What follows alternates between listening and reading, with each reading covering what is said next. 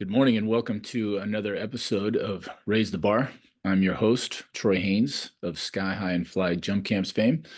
We're here on Sunday, January 7th, the first Sunday in the new year, the last weekend of playoff implication football. Um, and I'm going to be speaking with Aaron Wascha, who is a longtime friend of the show, the longest time friend of the show, as he was our first podcast guest. I don't even remember when this all started. Can't remember my own name sometimes in the intro. So, yeah, he's Aaron is an amazing guy. He's been working for years. He's done an amazing amount of work.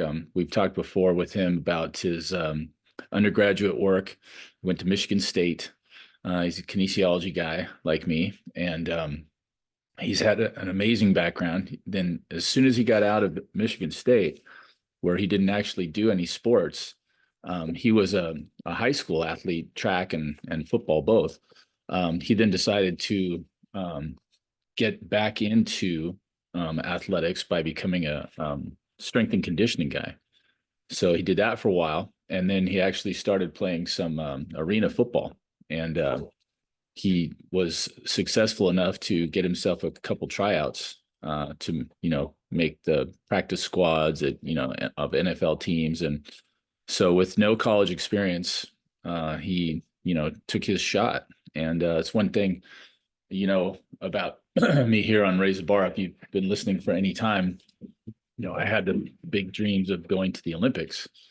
And so I trained many different times to try to get to the Olympic trials, 1984, 1988, and finally in 1992, when I was 28 years old, I took my last shot, and then I finally hung it up. I figured it wasn't going to happen for me. Aaron has earned, my admiration by doing that same thing with football, and taking definitely a what we'd call a circuitous route to that dream, but really worked hard and took his shot.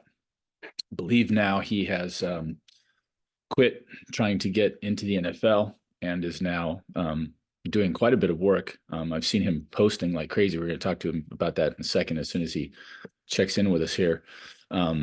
His Instagram posting for his training business is just going through the roof. So if you ever watch any of Aaron's stuff, that was what drew him to my attention way back in the day. It was the fact that he was just what was the first thing I saw him do? It was a gigantic you know I'm texting him how to get in here. Huge box jump of epic proportions, like 71 inches. So yeah. So anyway, amazing stuff. 71-inch box jump for a 5'11", 6-foot white dude. It was pretty amazing to be. When I was first doing plyometrics at UCLA, I think I used to do maybe some 60-inch boxes, which was about as high as we had at that time. And this was the dark ages of plyometrics and boxes and all that. So the ones with the sharp edges were a little bit more intimidating because you knew if you missed, you would scrape about a foot of skin off of your shins. So anyway, but I'm not saying that I think I could have done 71. I was definitely a white guy with hops, which is a rare commodity. But anyway, here we go. We've got Aaron checking in. I gave him one of my old ones, and it didn't work, but now here he is. Here I am. What's up, Troy?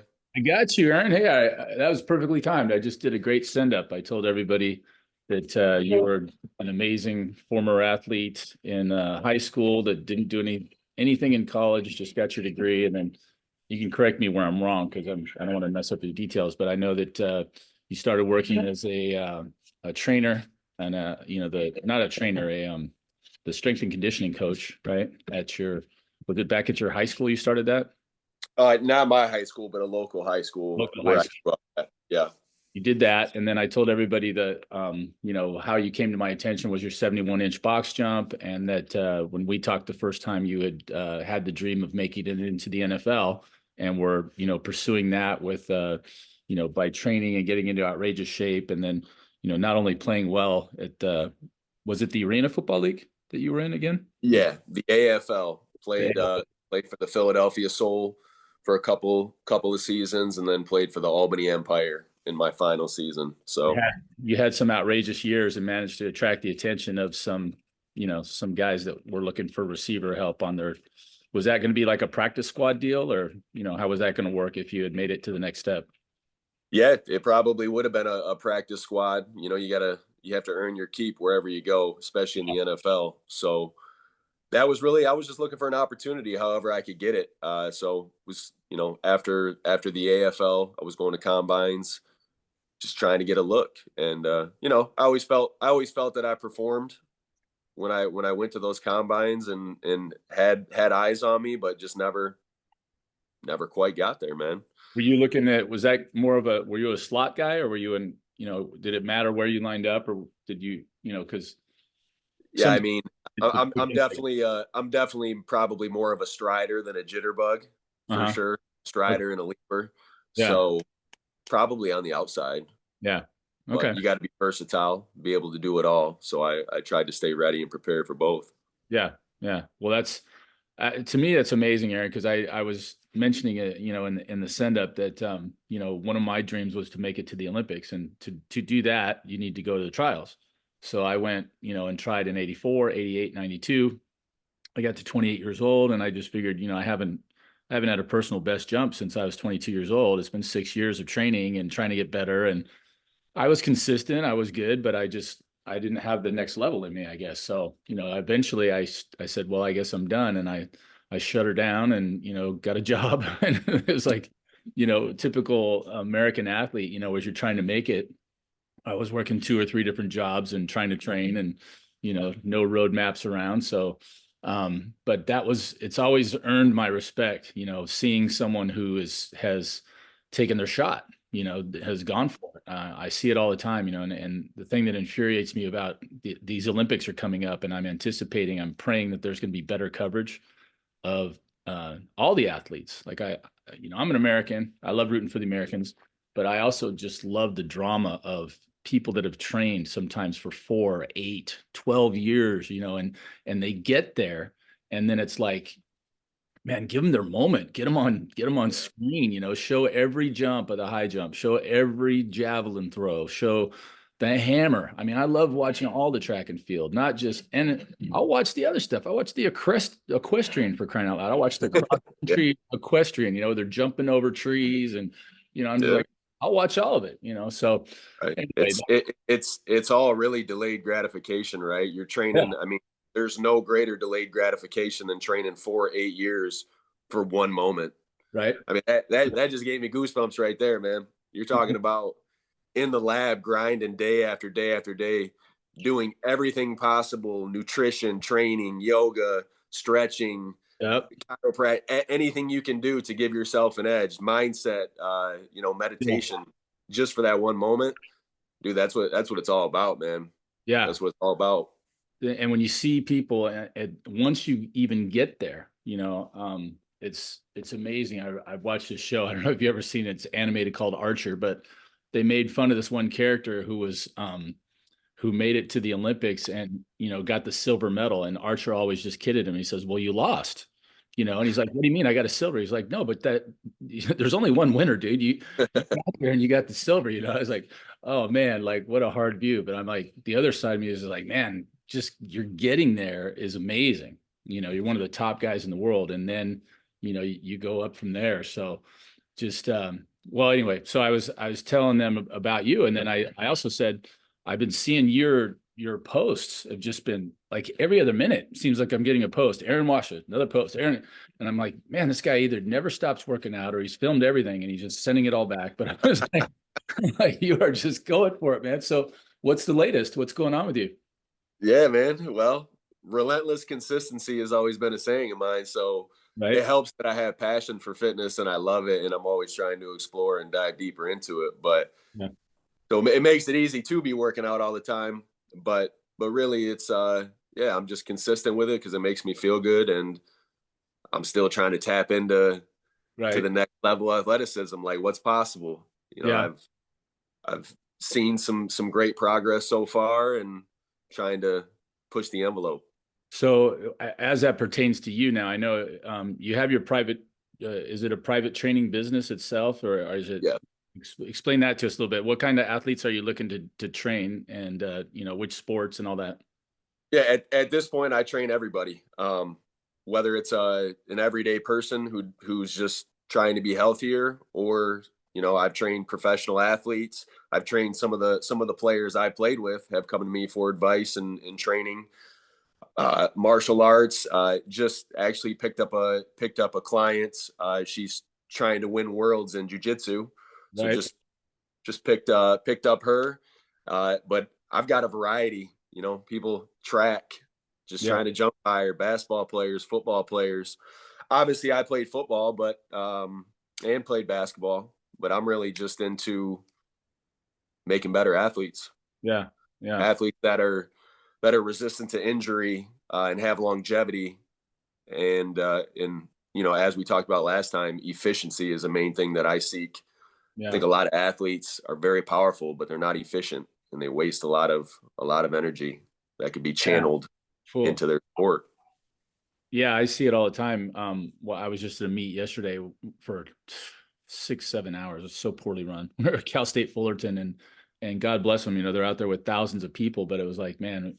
But anyway, I did see a lot of bad technique and a lot of inefficiency. So it's like, my brain is just like, oh my gosh, I got to teach this kid how to run. It's like, okay, that's not your athlete. Okay, okay, I won't help him. But I'm like, dude, you're killing me. I'm just watching you run with your arms flailing around. It's like, let's clean that up a little bit. So when you what is it part? You and I are kind of in the same business. Mine is more specialized. I'm working with track and field generally only. I had one parent come to me one time and was like, I saw your page and was wondering if you could help my kid dunk. So I technically have had one basketball client that, they just wanted to work on vertical. So that was Hmm. one foray outside of the track and field arena. But, for what I've been doing, I'm just wondering how it parallels with yours. Is like I got to a place where I was writing programs and I think you already know me, Aaron. If you're listening, Aaron, listened to me for a couple of years, and I just can't stop my brain from going through. You're talking about relentless consistency. My brain is relentlessly wandering around in circles trying to cover all the bases. And when you started talking about everything that the athlete does to try to get an edge, I'm like, yeah, yeah, yeah. That's what we have in common, because I'm that same guy that's like, okay, inside of my programs, I don't just give them, weights to do. There's plyos, there's speed, there's, flexibility, there's joint stability, there's, and I'm going down the list and I'm looking at, I'm like, okay, this is not a quick enterprise, and for me, it's hard to make it a cookie cutter deal because variables are everybody's different. Like you just laid Yeah. out the wide range of athletes that you've worked with, and so you've got different ages, different disciplines, different requirements in there, and the stuff that I'm looking at all these years, I'm thinking, wow, Aaron could train anybody that needs explosive speed, quickness, agility, jumping ability, and right away you think, yeah, basketball, football, soccer, volleyball, I mean, you go down the list. Tennis would be awesome. Any Hmm. of the fighting sports, anything like that would benefit tremendously. I picture guys going into shoot, for your legs in wrestling. What? Why wouldn't you be able to help them? They got to be able to crouch down low and fire in and grab your legs, right? So, Yep. how do you approach that now in your business? Are you when do you have that same difficulty in writing programs? Is it all personalized, or do you have a program that you've mastered? Yeah, it's all personalized, because there really is no cookie cutter. That's that tends to be the problem with scaling, is you do have to move toward cookie cutter. So I try to keep a clientele base to where it can still be individualized and personalized to them. Yeah. Um, but there is a lot of crossover, right? I mean, the same injury prevention movements and techniques, those are going to be programmed for every single client, no Right. matter whether they're a professional athlete or it's a 10-year-old who's just getting Yeah. started. it's that base that I seek to build, because without the base, it doesn't matter how strong you are, how much power you can generate. And I go back to that same analogy of, if you put a cannon, not a cannonball, what shoots the cannonball? I'm having The cannon, the cannon. a cannon, yeah, whatever. You put a cannon on an inner tube in the middle of water and you shoot it, it's not going to have as much power because it doesn't have that torque and that base to hold to. Right, right. It's the same thing with the human body. Whoops, sorry. Small glitch. Yeah, that's right. Yep. All right. But yeah, if you don't have that solid base to generate the power, it doesn't matter. Sure. So bands, glutes, hip flexors, getting range of motion, just like a rubber band. If a rubber band can't travel through its range of motion as you pull it back, it's not going to have that snap to it. Right. So those are the basics that apply across, no matter what you're training for. And then we can get more specialized, Yeah. talking about somebody in jujitsu, maybe they need a little more grip strength, and compared to somebody who's trying to play basketball, might not need as much grip and forearm and grappling, but they Mhm. need to be able to be able to move and be more agile. So Yeah. Yeah. Well, some of the things that come into play when I'm building out somebody's program. awesome. Yeah. Well, you and I talked, it's been a couple of years now, and I think between the three of us, the reason that this hasn't progressed quicker is that you and I and Dr. Tommy, that I introduced you to, are constantly busy. Like I know what my schedule is. I can't imagine what you're doing between, your private training business and then, your other stuff that you're doing. And then, Dr. Tommy has got a constant influx of broken people because he's a PT guy here in Southern California, and his knowledge base is amazing. And the reason that I started thinking about all of us working together was that what you just talked about in there, you mentioned on a flyby, was injury prevention. And he's really been in the job of recovery from injuries. But we've had long discussions about what would you do in order to what what the knees over toes guy would call bulletproof your athlete, right? From knee injuries, from mostly lower leg stuff when you look at the bulk of what's going on there, just because of the way the forces travel. I keep seeing a lot more on Instagram, people doing, you were talking about separating the toes. I've seen more and more stuff on that all of a sudden. Socks that have the toes separated, and a lot of just exercises, moving the toes individually. And those things just pop up on my feed, and I'm still convinced that the computers are listening to me. So they start sending me that stuff, right? So it's like, okay, what was Troy and Aaron talking about? Oh yeah, feet. But all of that stuff. And so when Tommy and I were talking about, he said the same thing you did, which is like, look, your pyramid is building power and this and that and agility and speed and on and on. And he goes, you start here with strength and whatever. And he goes, the base of my pyramid is broken. Like, they are completely broken. So my first job is to get them to where they're just normal. Normal meaning they are now functional and can start moving. And then, I mean, we start talking. I've sent him at least one athlete who has had 2 years where she's been unable to train because when she starts doing anything intense, her knees are bothering her. This is bothering her. She's like 5'11". She was a 5'7" high jumper, and man, she just can't do anything. We start training any kind of thing. It's like, oh man, my knees, my hips, this. And I sent her to Tommy, and he was just like, wow, we started, when you get into something with someone, they're like an onion layer. You start peeling away and you're like, oh, you have major instability here. Start working joint stability. And so we got to where we were doing, talking about doing pre-test, for these athletes, instead of doing what I like to do and what you like to do, which is like, hey, let's get to work, man. Let's get you stronger. Let's get your flexibility up. Let's do this. Let's do that.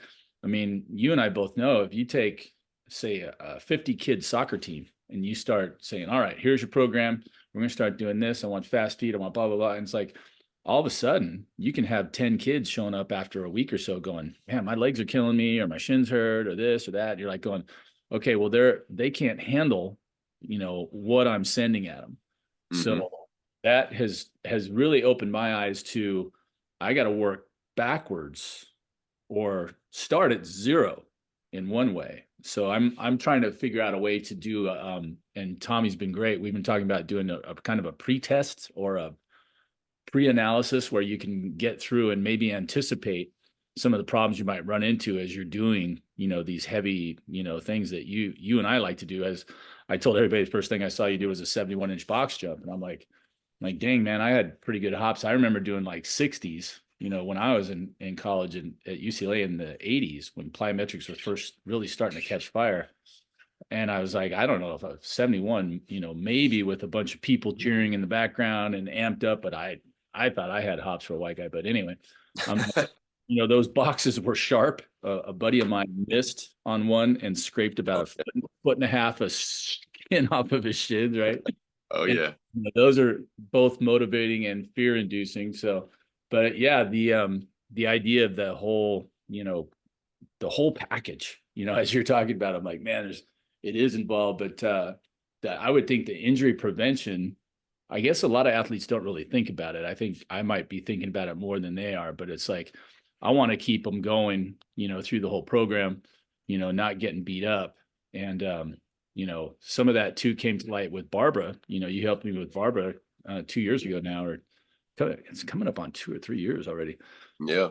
To make another push this year. She's trying to make her Olympic team in Canada. When they come down here and train. So you and Tommy may be getting consulted on that as we set up her program. But anyway, she's that whole injury prevention thing. I don't know if you and I ever talked about this, but at the end of that season, that 1 year, she set a new personal best. She jumped 6'1 3/4", which was like 187.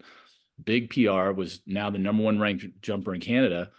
And by a week later, or no, this wasn't a week, maybe a month later, as she was winding down her season, she strained her Achilles, you know. Ooh.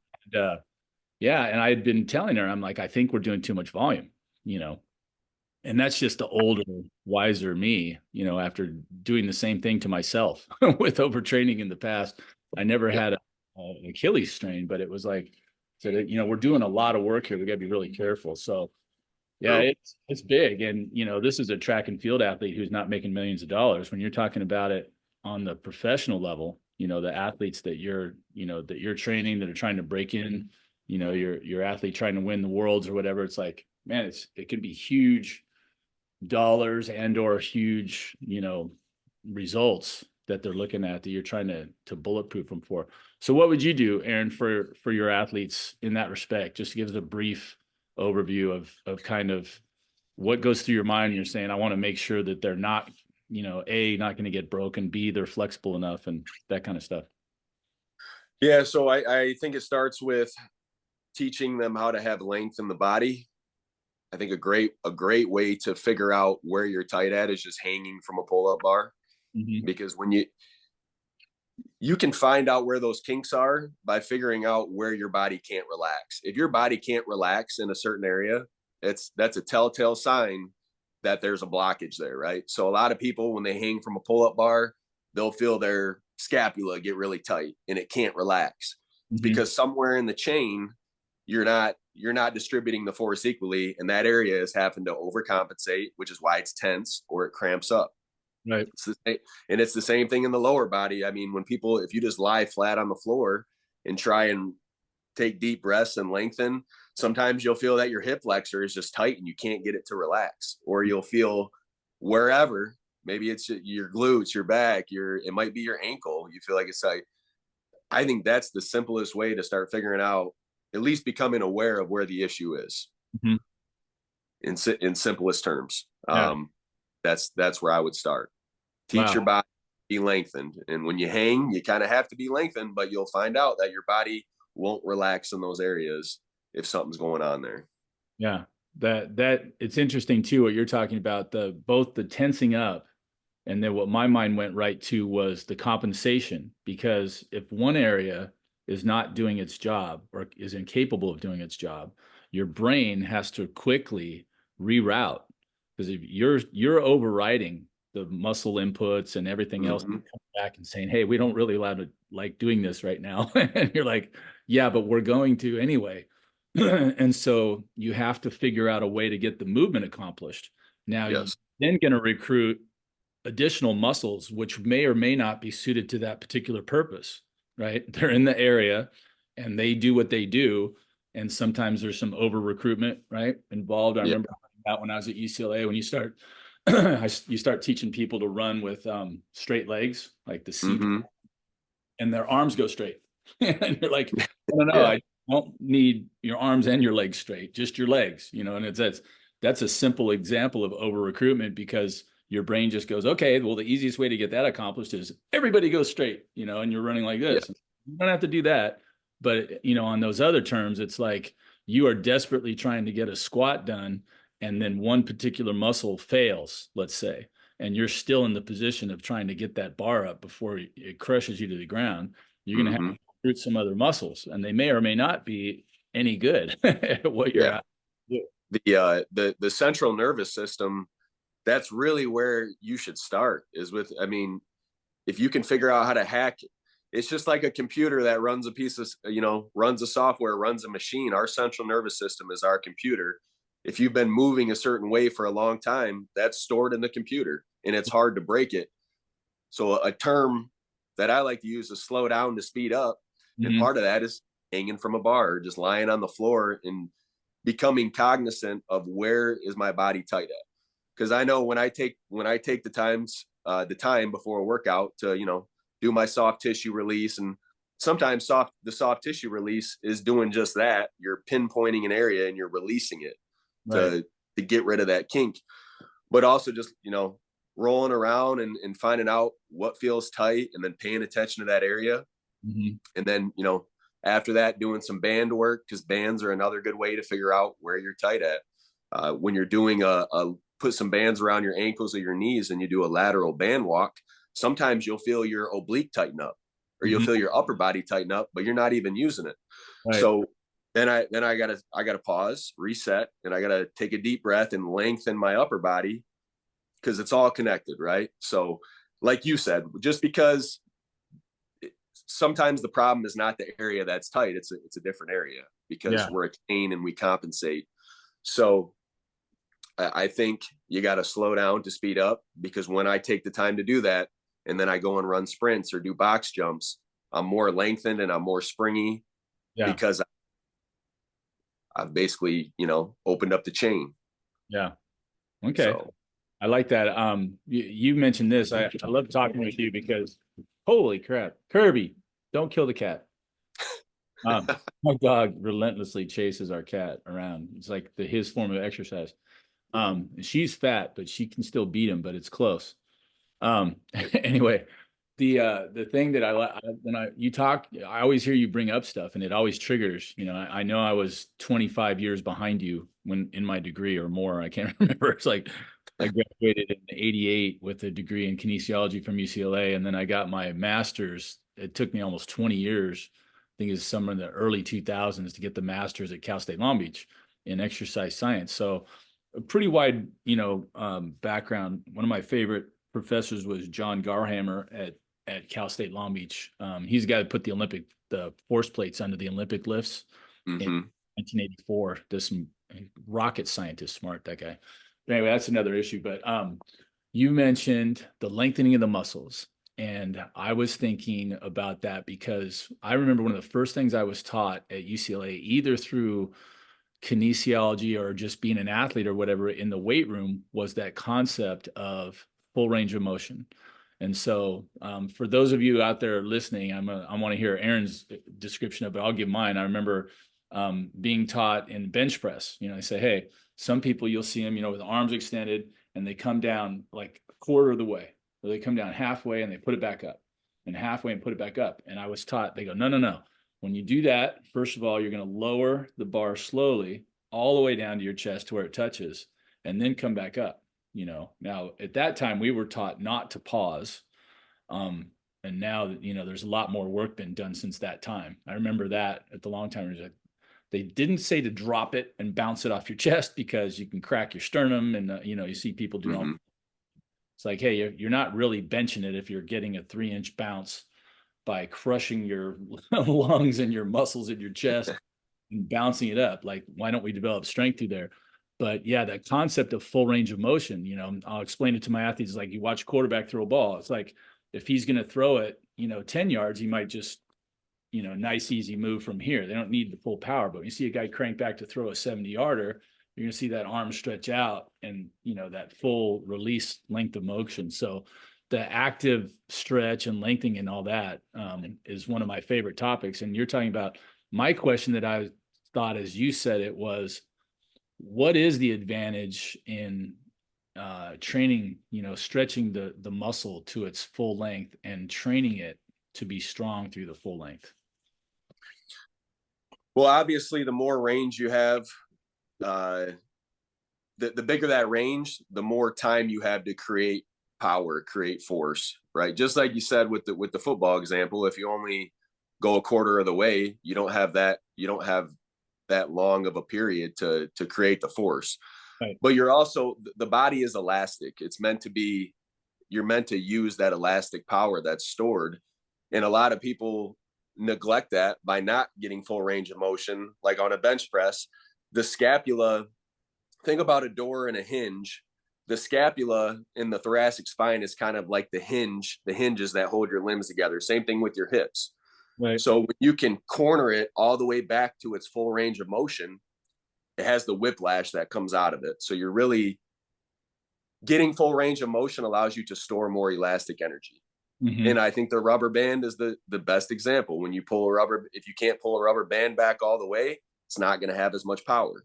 Mm-hmm. But when you can get that full range, that elastic energy builds up in there, and all you got to do is just let it go. Right. Yeah, I was thinking too of right away when you said that. I'm like, yeah, that's the strong elastic bands. You stretch them back, get them as far as they can go, and then they really have that stored snap. And then now, where human muscle differs from a rubber band is that pretty much if you stretch a rubber band back and then you hang on to it and you leave it stretched, when you let it go, it's going to snap, right? Mm-hmm. It's just built that way. Now, you and I know in the human body, the faster I load that stretch, the more energy I stretch out and the more I store. But then I got to let it go quickly, right? Because if I stretch back and then I don't do anything, I'm going to lose something. Now, how does that work, Aaron? I've always been curious about that. Why is it that I can't, like, you don't see a quarterback cock his arm back for that 70-yard throw and then stand there and take a couple steps and look around with his arm, hanging all the way back there, and then he lets it go, right? You're going to crank it back and let it go. Otherwise, you're going to lose something. How does that work? I think it comes down to the actual mechanism of muscles, and that stretch reflex is there to protect us, right? So the reason it snaps back quick is the muscle doesn't want to be overstretched. Mm-hmm. So if you get too far, it's a reflex to say, hey, in order to protect this muscle and not tear it, we got to go the other way with it. Right. So I think that's part of it, is just how we're built, the mechanism of it. The other part is, I think, just holding that position takes energy, right? Mm-hmm. Our mitochondria have to put out, they have to work just to hold that position.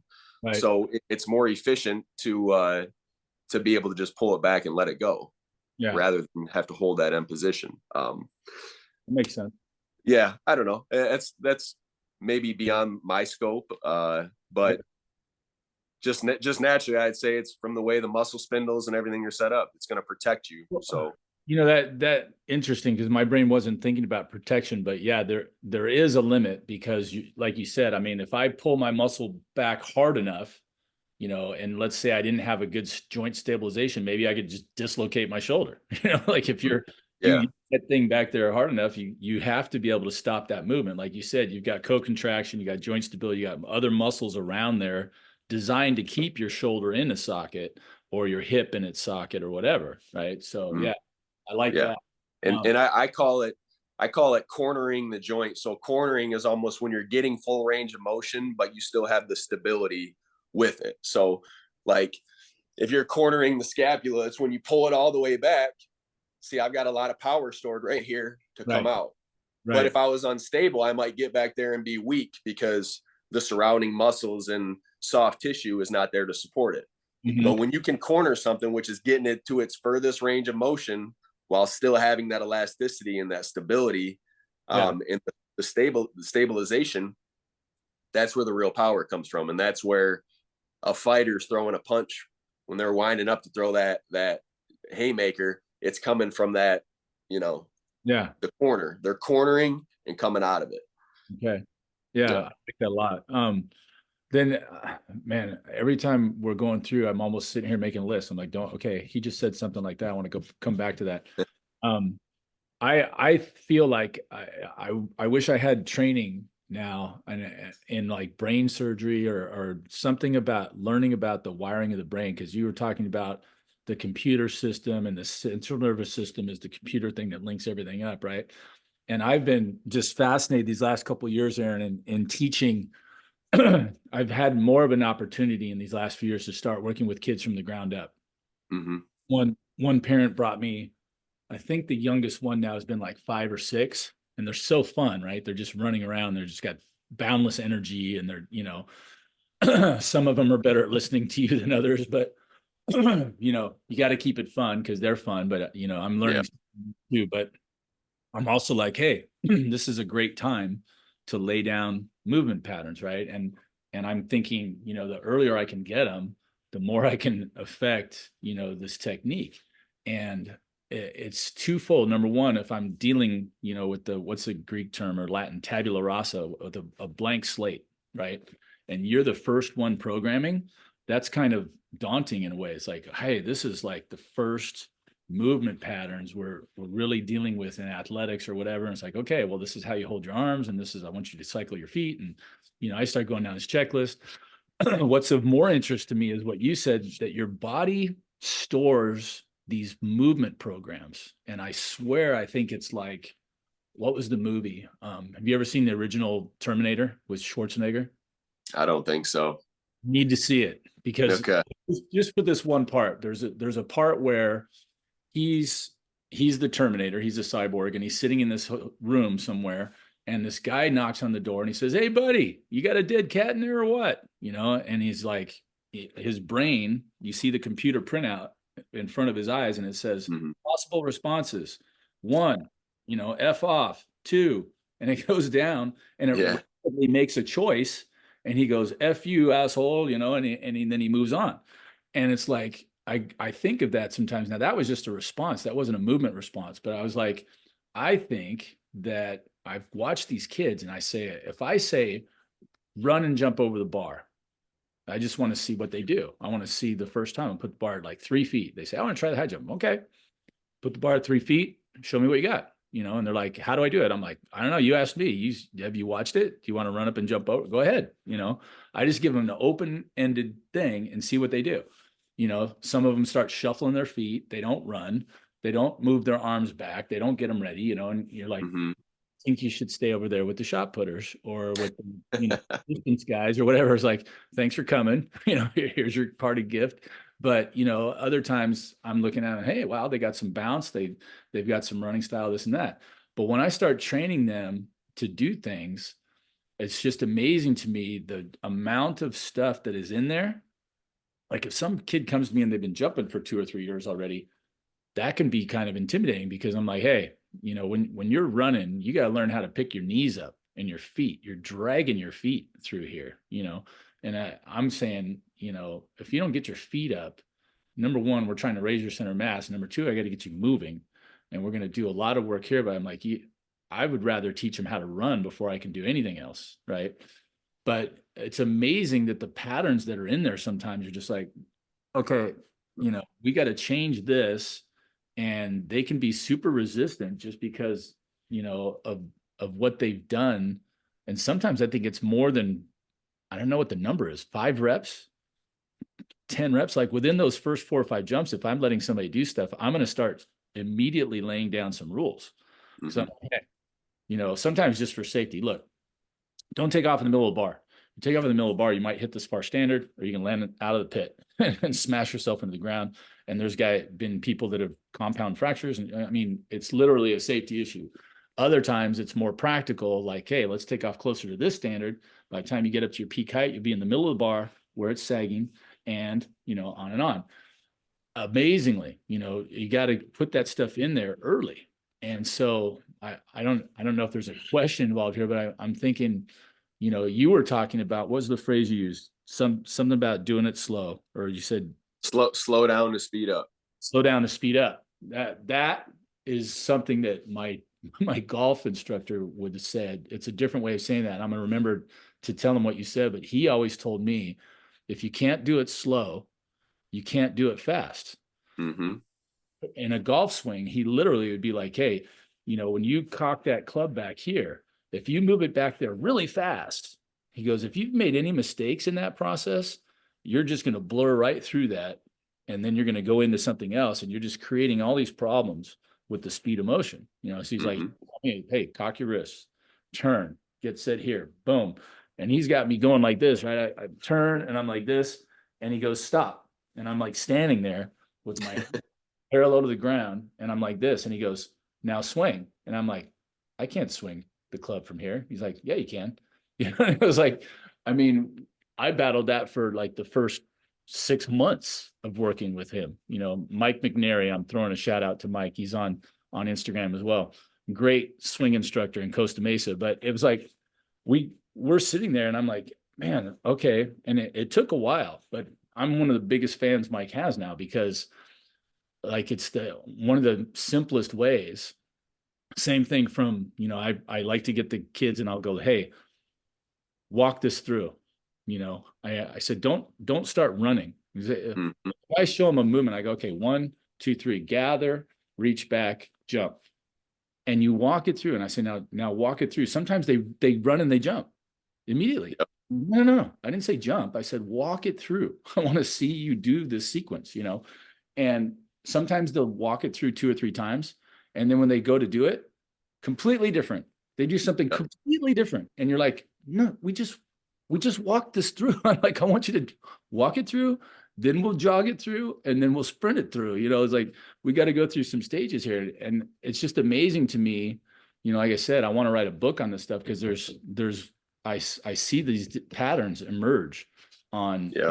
how you're changing these stored patterns that you're talking about. Because I think our bodies and our brains and those CNS is so efficient. Like you said, it's once it learns a pattern, I think your brain just goes, oh, like, it kind of cuts you off and says, yeah, I got that. Here you Yeah. go. It's But like you go to a search engine on your computer. Go ahead. for sure, I just everything we're saying sounds so simple, right? Do something slow if you want to be able to do it fast. And that's every movement right there. If you want to be better at a squat, that's why I do like isometrics. You hold the bottom of a squat, because your body will naturally have to find the most efficient pattern in order to hold that, because that's where you're at a disadvantage. The top half of the squat is easy, but the bottom half, if you were to hold that, you're in a disadvantage, and your body has to find the most efficient pathway to keep you there. Same thing with the bottom of a lunge. Same thing with, I'll put a band around my knees and lean into a wall, and I'll do like a hip flexor knee drive, but just a isometric hold at the top. When you hold it up there, especially with younger athletes or people who have been sitting in chairs and their range of motion's gone, they'll start shaking, because when you start shaking, that's your central nervous system in your body trying to find the efficient pathway and the right muscles to activate to hold it Yeah. there. So that's some of my favorite things to do with bands, is just do a knee drive and hold isometrically at the top, and then try and get a little bit higher, a little bit higher. Yeah. Because if you can't hold it there when you're not moving, when you go to actually run and do a knee drive, that's a great way to build correct movement patterns, is to teach the end range of motion stuff. If you can hold the bottom of a squat for a long time, your squat's going to get better. If you can sit and hold at the bottom of a split squat or a lunge, your lunge is going to get better. Because if you can do it at the spot where you're at a disadvantage in the range of motion, more likely than not, you'll be able to do it at a spot where you're in an advantage.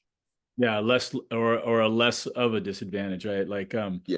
what you're talking about there, that support strength is like vital to a high jumper who say is taking a long step, putting all their weight, out on that limb that's out in front of them, that we're trying to get it even straight, right? So they can hit it, and then get the slightest amount of flexion, then get off of it, instead of collapsing, right? Or whatever. But Oh man, there's so much to unpack there. Yeah, I love it. There is.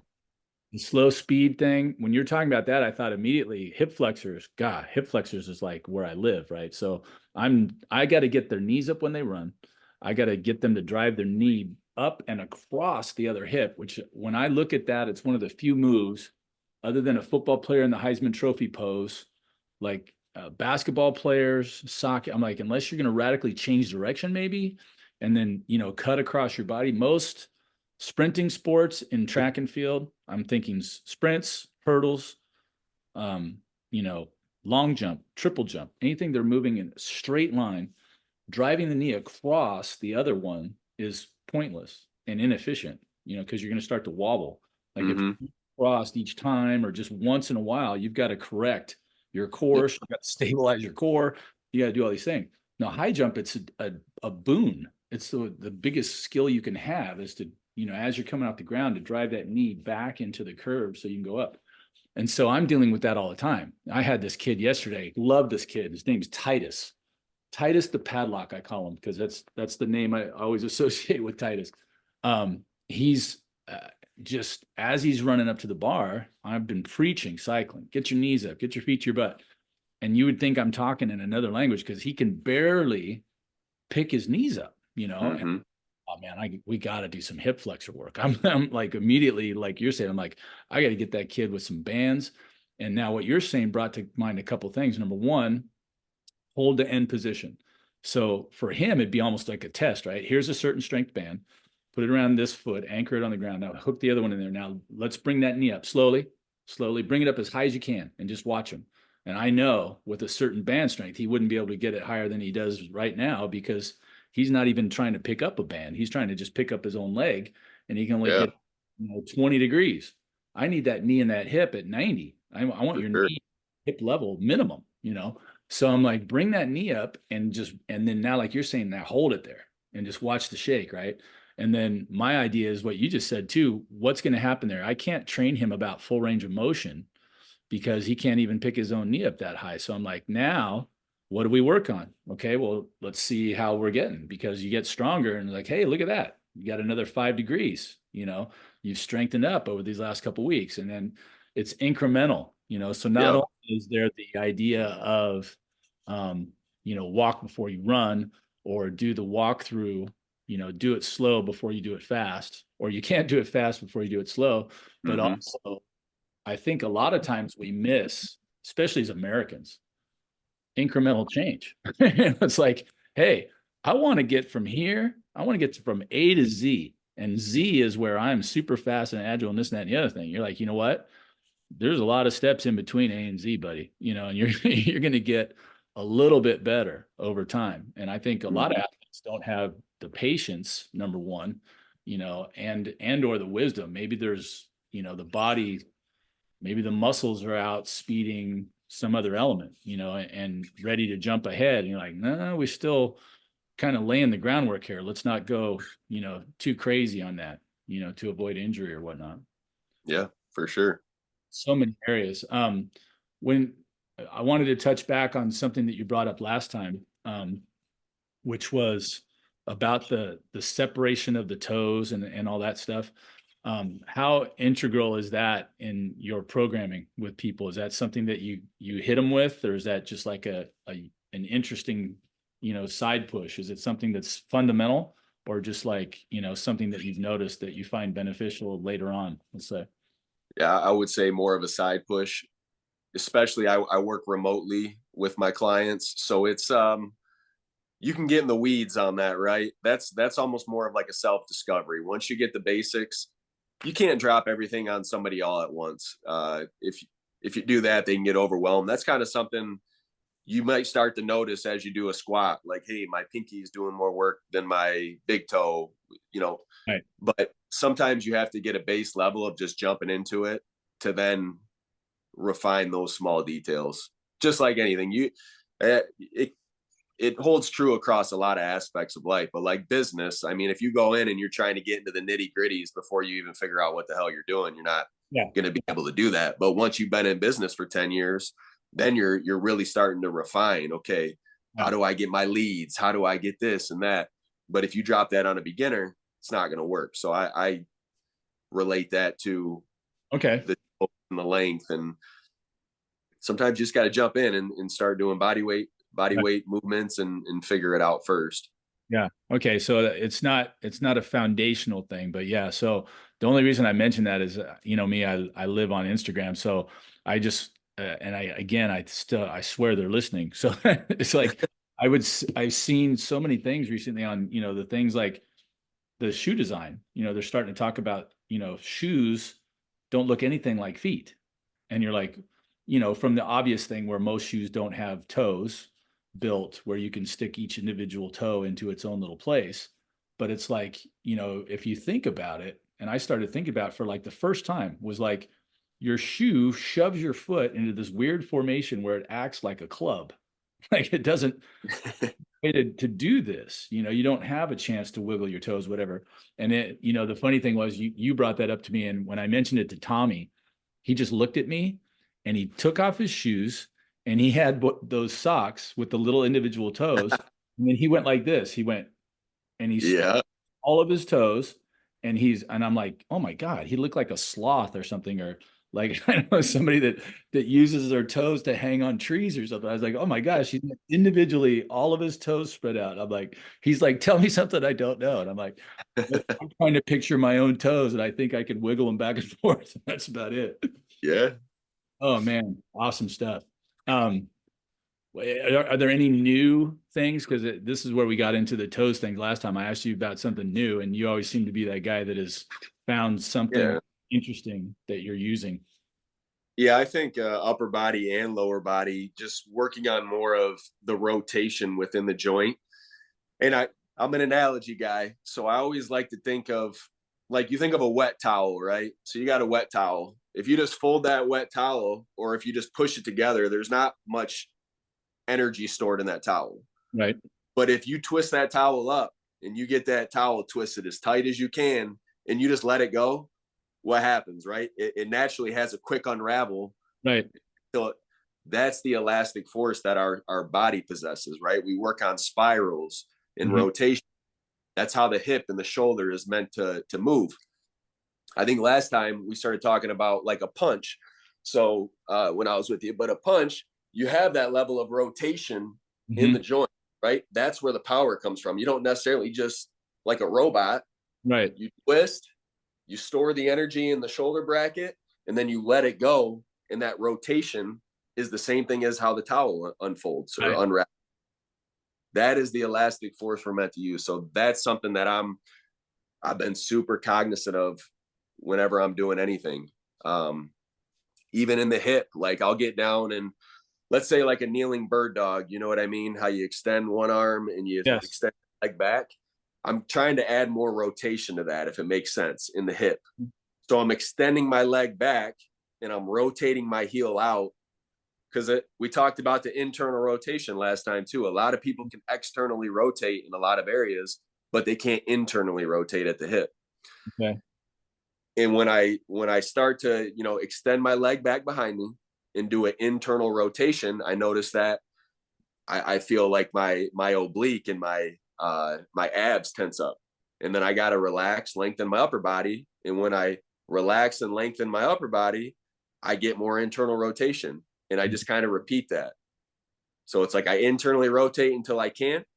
And then I have to lengthen my upper body, and then I can rotate a little bit more.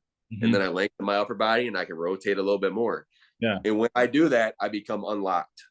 It just feels like everything's unlocked. So then I go and I do box jumps after, or whatever. Everything's more lengthened and turned on because I took time to kind of do that opposing internal, external, internal, external. Okay. That's a huge focus of mine right now.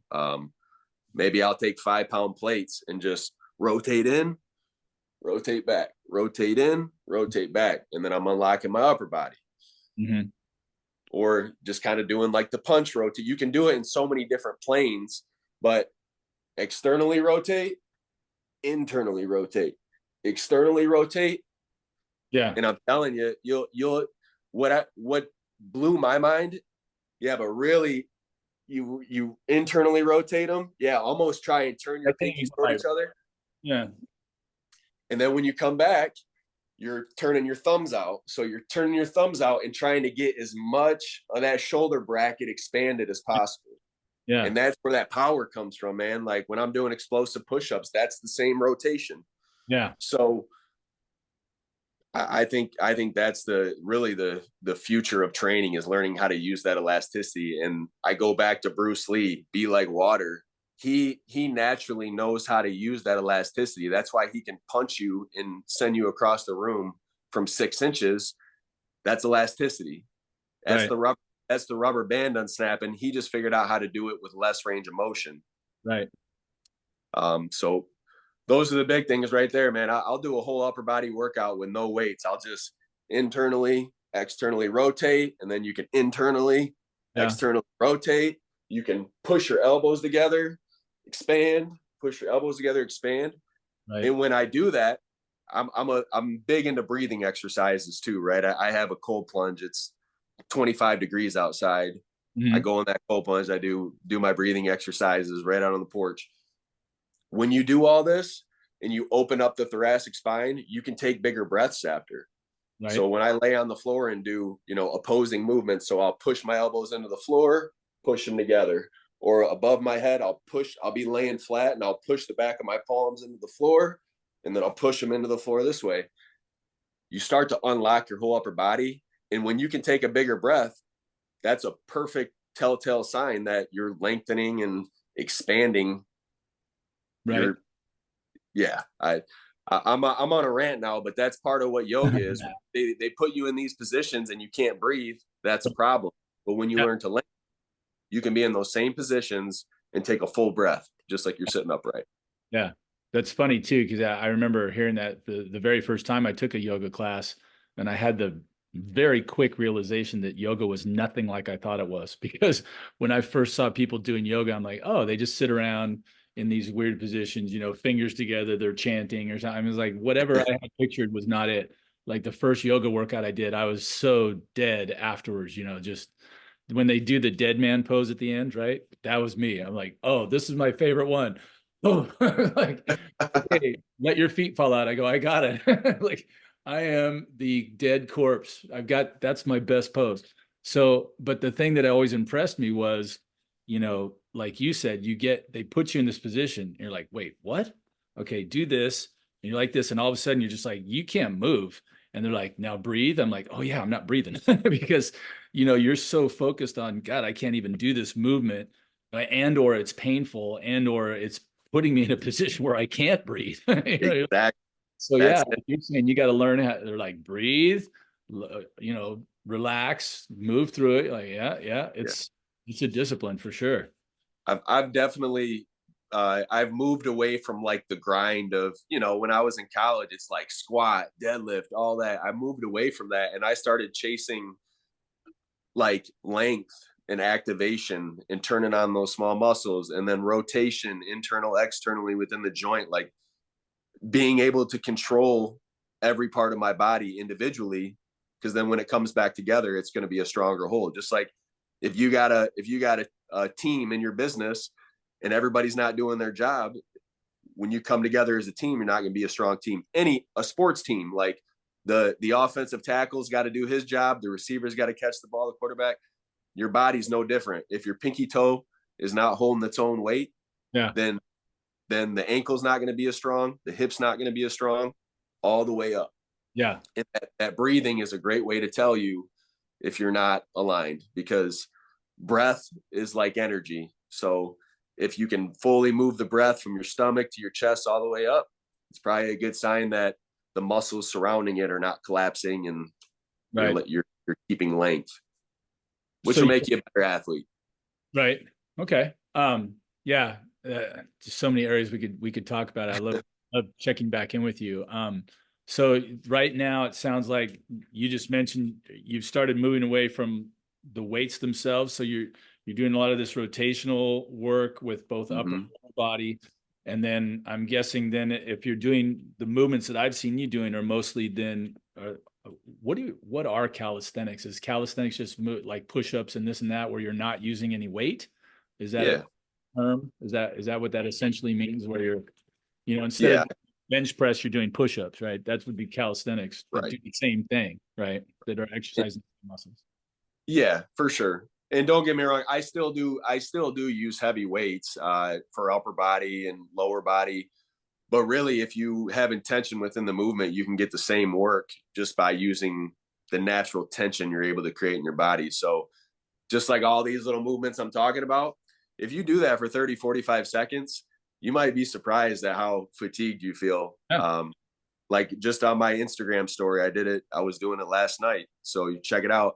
I was literally just doing a bunch of this rotations, and man, you get done and you start to feel swole. Like yeah, you're, and that's off of no weight, just literally rotating your joints. So, and that's going to give you more longevity, range of motion, activation. Like if you want to be a great athlete for a small amount of time, maybe super heavy weights and not focusing on mobility could be good for you. But if you want to have longevity, yeah, I want to be able to play basketball when I'm 80. You know what I mean? yeah.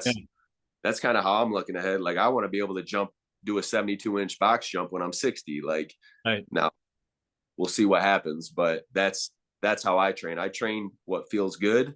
I train to get away from being inflamed, and I just want to be efficient.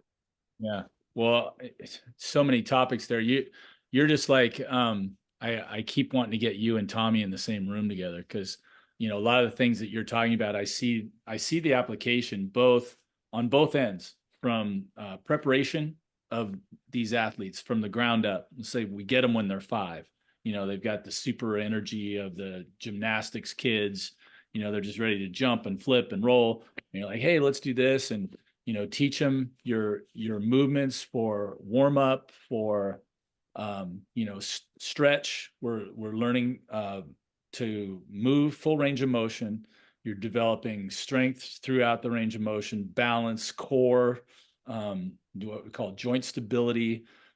And now that we've laid that groundwork of movement, with all these other things in there, my brain's going down the list going, okay, we can't do it fast till we do it slow. We need to have full range of motion.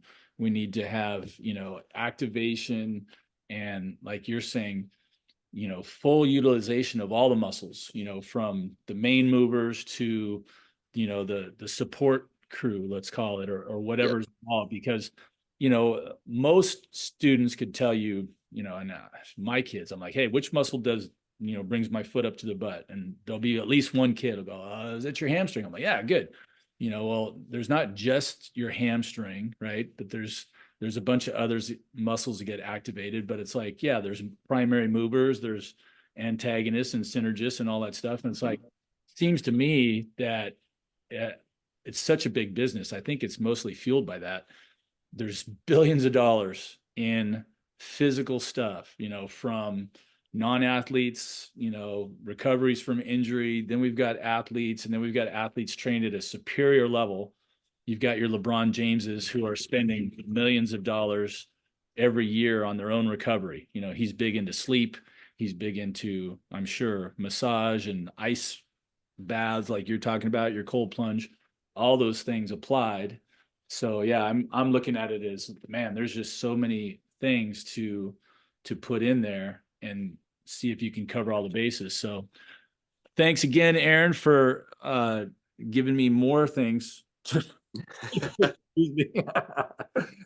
things to want to put in to the program, obviously. And there's only so many hours in a day you can train. So, I know you look at it that way as well, but it's always of huge benefit to me to hear your brain attack things because you look at things from a different angle, but with the same, goals in mind many times for your athletes. So I appreciate you giving me an hour of your time, an incredibly valuable hour for me. I got to always go back through what we talk about and make notes. So maybe I'll get some AI involved and say, hey, listen to this, transcribe, print. Chat GPT, see if they can. Right. I Yeah. was afraid of AI from the start because of the Terminator movie, because that was one of the first ones where the AIs took over the world. And but now I'm getting to that point. I'm like, if I'm ever going to write that book, maybe I just need to talk into my thing and have it, have it Yeah. copy it and then just have the AI write it, then I can always proofread it and say, is that what I really meant? And then, hey, maybe I'll get it done. All right, sir. Hey, thanks again. Where are you just now? I can't remember. It was before you were in the middle of the country. Are you still I'm like in Colorado, Grand Rapids, Michigan. back in Michigan? Yep. I've been back here for almost 2 years now. So yeah. Yep. That's where I'm at. Sure. So that's technically on the left half a little bit, right? I always think Midwest, but I think Michigan is more east than it is west, right? Because you're east of the Rockies. Yeah. So I mean, Midwest is what they say, but yeah, definitely I'm Eastern time zone. So if that says something, Right. Right. That's one thing. And then, so big question: are you pulling for Michigan in the national championship game, or where are you looking? yeah, I mean, I went to Michigan State, so obviously Michigan is our rival, True. but I do got to represent for the state, so I can't hate. Yeah. We got to have Michigan bring home a national championship for sure. Yeah, I'm a Harbaugh guy just because he used to coach my Niners. So like Yeah, I've always liked him. He's kind of quirky too. I like different personalities. But I got a lot of respect for that Washington offense. That kid, I don't know if you saw the game, the Washington Texas game. Did you get a chance to watch any of I that? did. Yeah, You got one throw that Penix made. It was like the fourth touchdown pass, but it was like a 40-yarder. Like he was back. And it was like the safeties were crossing and the receiver ran in the middle of them in the end zone. And I swear there was like a 5 foot wide window. And it's one thing if you're 10 yards away. He was like 50 yards away. And I just saw him cock his arm back and it was like zip. And it went right in between the safeties, about 8 feet off the ground the whole way. And I was like, damn. I'm like, that. If I had any doubts that that guy could play at the pro level, I'm like, I oh think yeah, that fixed it for me. I'm like, that was a rocket shot and it was right on the money. I'm like, oh man, I'm impressed. I don't want to see, I'd like to see Michigan win. And then of course Washington's the Pac-12 team and the Pac-12 is dying in front of us. But I'm like, it'd be cool to see them win on the way out. And then the other end is I just want to see a great game. I hate, a build up blow. a big game and then a blowout. It's just so boring. It'd be great Yep. to see awesome championship games. All right, No, Aaron. Hey, I appreciate you. I know you got lots of things to do, but we'll keep touching base. And you're the longest friend of the show, as they say, the first and best guest. And it's always good to see you, man. I like watching your work.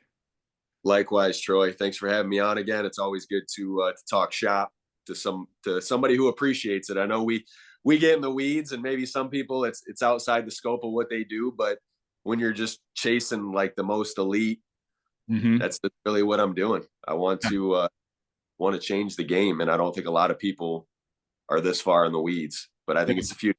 So I'll leave it at that. Yeah, well, while we're just last second here, while we're finishing up, how can people get to you? Your different programs and all that stuff. How can they find you the easiest? You can do a shameless pimping for yourself here. For sure. So I post a ton of content on Instagram. I don't know if you can post the tag, but it's wash on, wash off. And then my brand is that work. So go get that work. I have a YouTube channel where I used to only keep the videos private for my clients. I Mm-hmm. just made all of them public. I mean, I think I'm pushing 800 videos on Wow. there right now, all professionally shot with voiceovers. Some of them are your basic movements from a body squat to a glute bridge. Some of them are high level plyometrics. And then some of them are the new age stuff I'm doing with my twists and turns Right. and you name it. So if you want to explore, there's unlimited free content on there. But like I say, paint means nothing without an artist. Just like all those videos are on there for free, just like anything is on the internet for free. But I'm the artist when it comes to that. So if you're looking to level up, I can definitely help with that as well. So you can find me YouTube, Instagram. I'm all over. Or go get that work.com is my website. Awesome. Yeah, I don't know about anybody else, but I'm gonna go there because I heard 800 videos. I'm like, oh my god. Yeah, Awesome. All right, Aaron. Hey, good seeing you. Have a great new year. I'm looking forward to seeing all the next stuff that you kick out. And anything I can do, as you know, to help you, you just let me know. I'll gladly absolutely.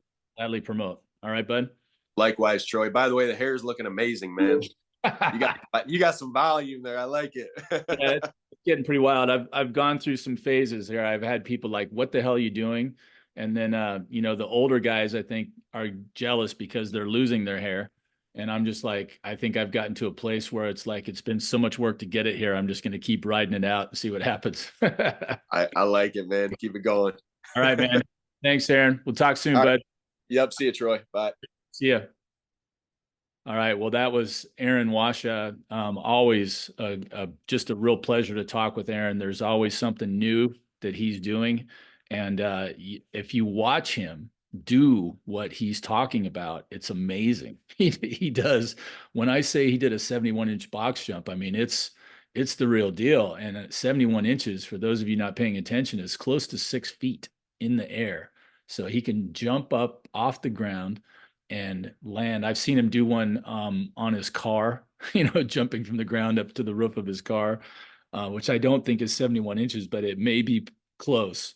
And it's not just box jumps. He does a lot of things like that. So he's an amazing athlete, and you've got an amazing athlete that's also matched with like he says, that thirst, hunger for knowledge, and then the looking for any edge that he can give himself and his clients, to succeed, which is, hey, that's the epitome of what we're about here on Raise the Bar. So thanks again to Aaron Wascha.